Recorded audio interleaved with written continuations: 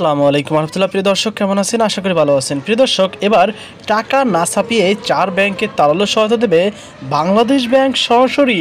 চলুন বিস্তারিত জেনে নিই দ্য বিজনেস স্ট্যান্ডার্ডের মাধ্যমে। আওয়ামী লীগ আমলে ব্যাপক অনিয়মের কারণে তারল্য সংকটে ভুগতে থাকা বেসরকারি খাতের 4 bank national bank, Exim bank, social ইসলামী ব্যাংক এবং ফার্স্ট সিকিউরিটি ইসলামী ব্যাংকের তারল্য সহায়তা দেবে বাংলাদেশ ব্যাংক। মূল্যস্ফীতি নিয়ন্ত্রণে রাখতে টাকা না ছাপিয়ে নিজস্ব ব্যবস্থাপনায় এই অর্থ সহায়তা দেবে কেন্দ্রীয় ব্যাংক। বাংলাদেশ ব্যাংকের কর্মকর্তারা জানান, এই 4টি ব্যাংক অর্থ সংকট কাটিয়ে ঘুরে দাঁড়াতে বাংলাদেশ ব্যাংকের কাছে প্রায় 25,000 কোটি টাকার তহবিল সহায়তা চেয়েছে। এর মধ্যে কেন্দ্রীয় ব্যাংক থেকে 15 থেকে 18,000 কোটি টাকার সহায়তা দেওয়া হতে পারে বলে মনে করছেন তারা। গত মঙ্গলবার সকালে এই 4 ব্যাংকের চেয়ারম্যান ও ব্যবস্থাপনা পরিচালকদের এমডির সঙ্গে মিটিং করে ব্যাংকগুলোর কত টাকা যোগান পেলে সংকট থেকে বের হতে পারবে সেই তথ্য নিয়েছেন বাংলাদেশ ব্যাংকের governor doctor Ahsan H Mansur. পরে প্রতিটি ব্যাংকের চেয়ারম্যান ও এমডিদের সঙ্গে পৃথকভাবে সভা করছেন গভর্নর। তখন কোনো ব্যাংকে কী পরিমাণ অর্থ সহায়তা দেওয়া হবে সে বিষয়ে ধারণা দিয়েছে গভর্নর।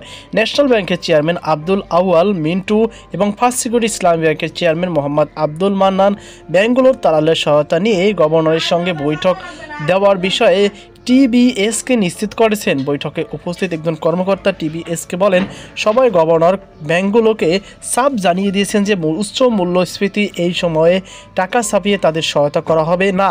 তবে Bangladesh bank deposit, insurance premium এবং বিল ও বন্ড বাজারে বিক্রির নিজস্ব আয় থেকে ব্যাংকগুলোর এই সহায়তা দেবে।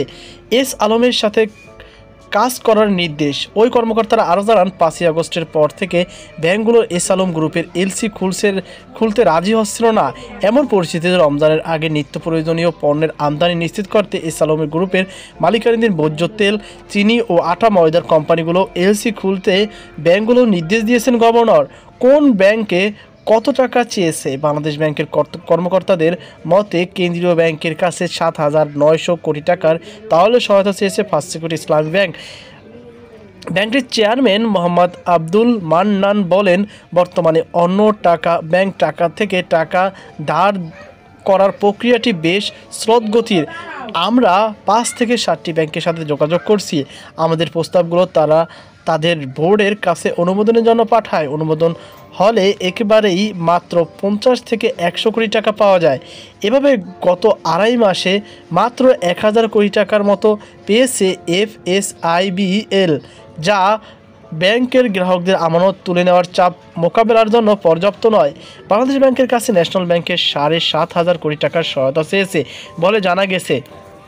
কেন্দ্রীয় ব্যাংক দেশের বেসরকারি পুরানো এই ব্যাংকেরটিতে 5,000 কোটি টাকার আর্থিক সহায়তা দিতে পারে বলে জানা গেছে। অন্য ব্যাংক থেকে ন্যাশনাল ব্যাংক এখন পর্যন্ত 800 কোটি টাকা ধার পেয়েছে বলে কেন্দ্রীয় ব্যাংকের কর্মকর্তারা জানিয়েছে। কিন্তু আমানতকারীদের টাকা তোলার চাপের কাছে এই তহবিল তেমন স্বস্তি দিতে পারেনি ব্যাংকটিতে।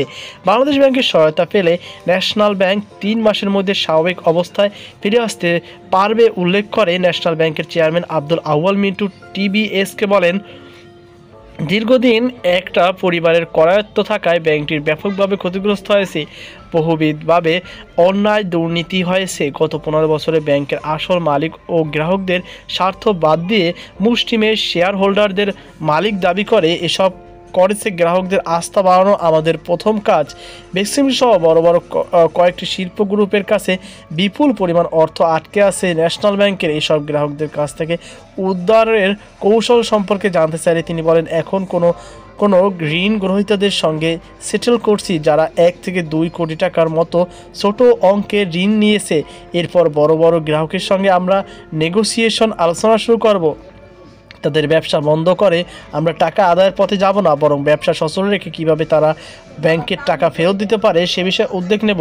যেসব ব্যাংকের চরম তাহলে সংকট, বাংলাদেশ ব্যাংকের কর্মকর্তারা জানান, national bank, Exim bank, social ইসলামী ব্যাংক, ফার্স্ট সিকিউরিটি ইসলামী ব্যাংক তারল্য সংকটের কারণে আমানতকারীদের টাকা দিতে পারছে না। অনেক গ্রাহক দিনের পর দিন ঘুরেও ব্যাংকগুলোর থেকে সামান্য পরিমাণ টাকাও পাচ্ছে না। তাদের মতে আরও 2টি সংকটে থাকা ব্যাংক এস আলম গ্রুপের মালিকানাধীন ইউনিয়ন ব্যাংক ও নাফিস শারাফতের মালিকানাধীন পদ্মা ব্যাংক। তবে এই 2 ব্যাংকের সহায়তা দেওয়ার জন্য ডাকেনি বাংলাদেশ ব্যাংক। দেশের বেসরকারি খাতের সবচেয়ে বড় ইসলামী ব্যাংক ও মারাত্মক তারল্য সংকটে পড়েছিল, তবে ব্যাংকটি এখন ধীরে ধীরে ঘুরে দাঁড়াচ্ছে বলে মনে করেছেন কেন্দ্রীয় ব্যাংকের কর্মকর্তারা।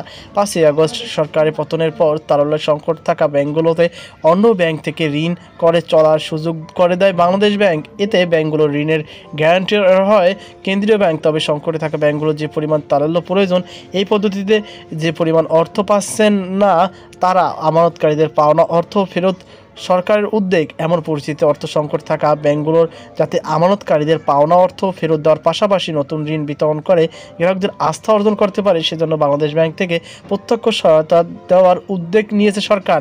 আর্থিক প্রতিষ্ঠান বিভাগের সচিব নাজমা মোবারক গত মঙ্গলবার অর্থ মন্ত্রণালয়ে এক সংবাদ সম্মেলনে যেসব ব্যাংক অর্থ সংকটের কারণে আমানতকারীদের টাকা ফেরত দিতে পারছে না, তাদের সহায়তার জন্য খুব শীঘ্রই আপনারা নতুন উদ্যোগ দেখতে পারবেন। তো প্রিয় দর্শক, আশা করি আপনারা বুঝতে পেরেছেন। তো এই ছিল আমাদের সর্বশেষ আপডেট। এই নিয়ে আপনার কি মতামত অবশ্যই কমেন্ট জানাবেন। সকল আল্লাহ হাফেজ।